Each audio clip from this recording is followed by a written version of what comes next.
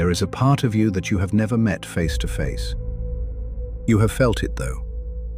In the sharp words you said to someone you love right before they left. In the strange relief you felt when a friend failed at something you both wanted. In the rage that came out of nowhere over something small, something that did not deserve that much of you. In the shame that sat in your chest for days after you did something you had promised yourself you would never do again. That part has a name. Carl Jung called it the shadow. And before you can do anything about it, before you can begin to work with it, you need to understand what it actually is. Not the oversimplified version people throw around online. Not the idea that you have a dark side and a light side like some kind of movie. The real thing. Because the real thing is stranger and more uncomfortable than most people want to admit. Jung spent his career studying the human psyche. He was not a mystic, despite what people sometimes assume. He was a trained physician, a clinical psychiatrist, someone obsessed with patterns in the way people behave and the way they break down. And one of the patterns he kept finding, across thousands of patients and decades of work, was this. The parts of ourselves we refuse to see do not disappear. They go underground. And underground, they grow. When you were young, you figured out very quickly what was acceptable. Not through anyone sitting you down and explaining the rules. Mostly through reactions. Through what got you warmth and what got you distance. Through what made the adults around you comfortable and what made them go quiet or pull away. You were smart enough, as every child is, to present the acceptable parts and push everything else down somewhere you did not have to look at it. The anger that made your parents nervous. The ambition that felt threatening in the room you grew up in. The sexuality that was too big, too early, too complicated to be dealt with openly. The grief you were told to move past before you were ready. The neediness you were made to feel ashamed of. The cruelty that lives in every human being the same way hunger does. The parts of you that were too loud or too strange or too much for the particular world you happened to be born into. You can only decide not to look at them. And so that is what you did. That is the shadow. It is not evil. It is not a monster waiting to take over. It is everything you decided, consciously or not, you could not afford to let yourself be. And here is what makes it so difficult to deal with. You cannot see it directly, not at first, not without practice. You think you know your flaws because you have a general awareness of your imperfections. You know you can be impatient. You know you can be selfish. You know you have bad days. But that surface-level self-awareness is not the same thing as seeing the shadow. The real shadow operates in the blind spots. It moves precisely where you are not looking. It acts through you while you believe you are acting from your own intentions. Jung described this with a clarity that still holds up. He said the shadow is, to a considerable extent, 90% pure gold. Not because the shadow is secretly good and should be celebrated without examination, but because what gets pushed down is not only the ugly material. It is also the parts of you that were too alive, too powerful, too real for the environment you were in. Some people carry a shadow full of compressed rage.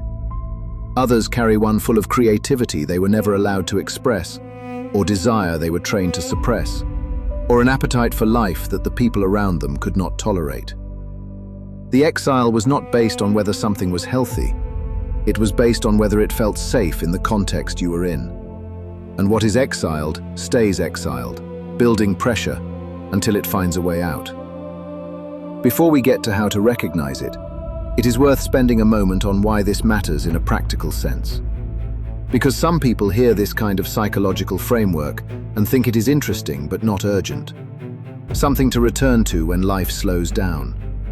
Life does not slow down, and the shadow does not wait. Every decision you make that you do not fully understand, every pattern you keep repeating despite genuinely wanting to stop, every relationship that falls apart in ways that feel disturbingly familiar, every time you arrive at a version of yourself you do not recognize and cannot quite explain, that is the shadow operating without your input, without your awareness, without any real chance of you changing the outcome.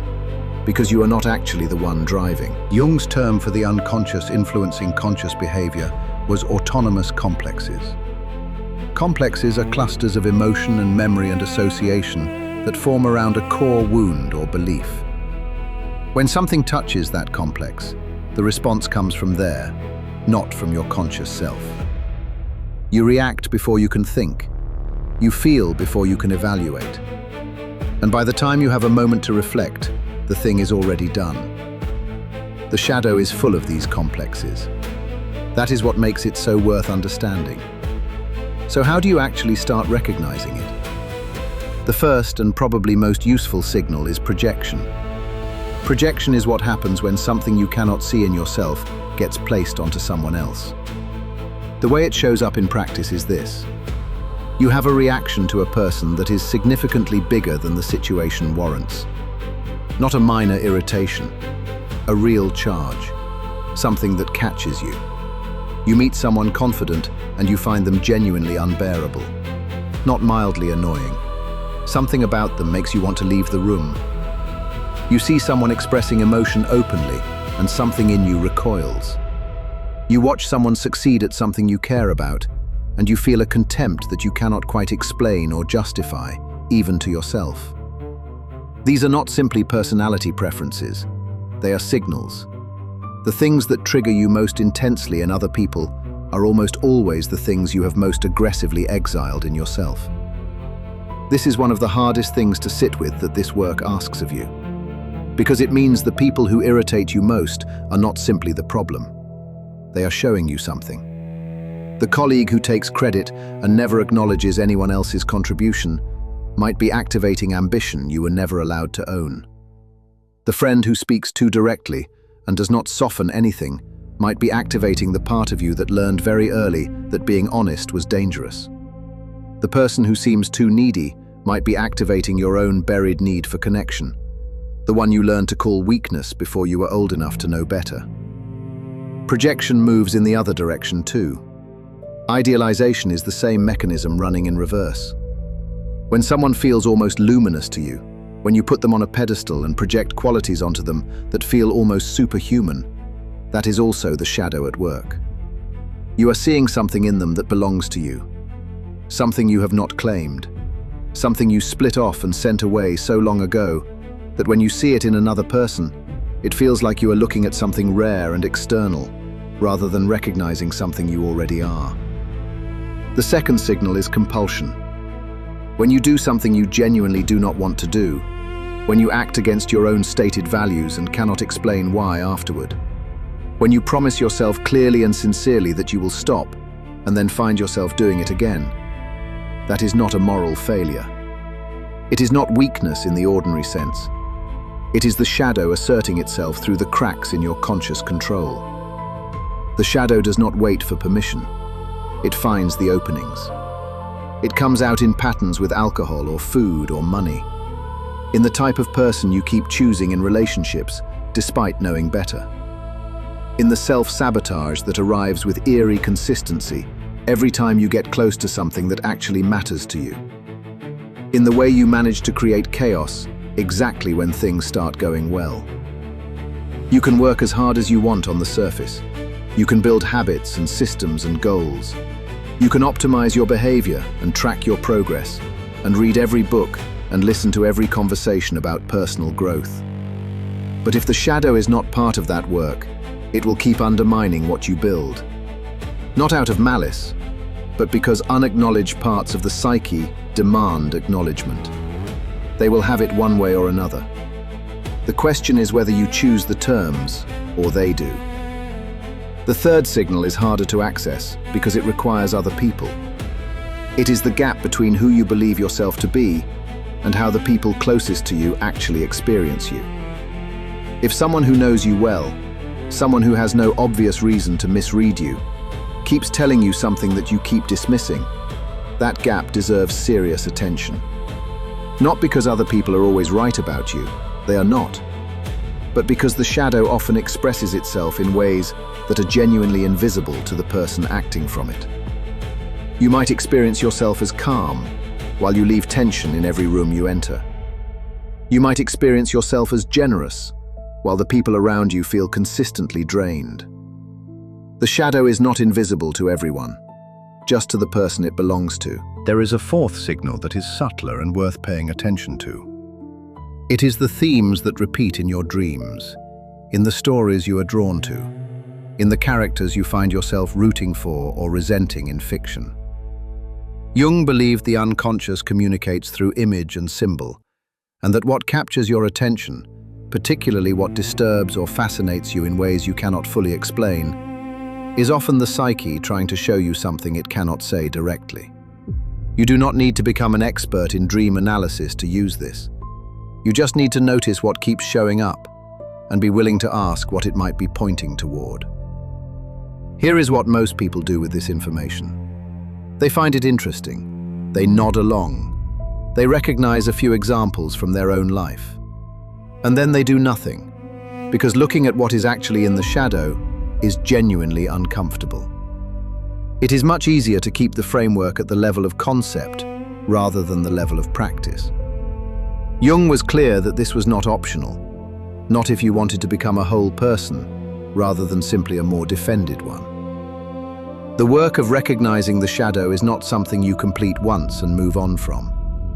It is an ongoing practice of attention, because the psyche is not static. As you bring one aspect of the shadow into awareness, others become relevant. As you grow, the shadow grows more complex, not simpler.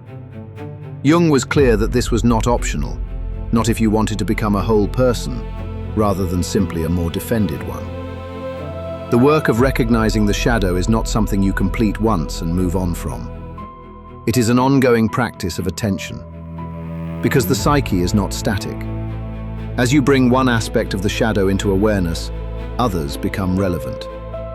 As you grow, the shadow grows more complex, not simpler.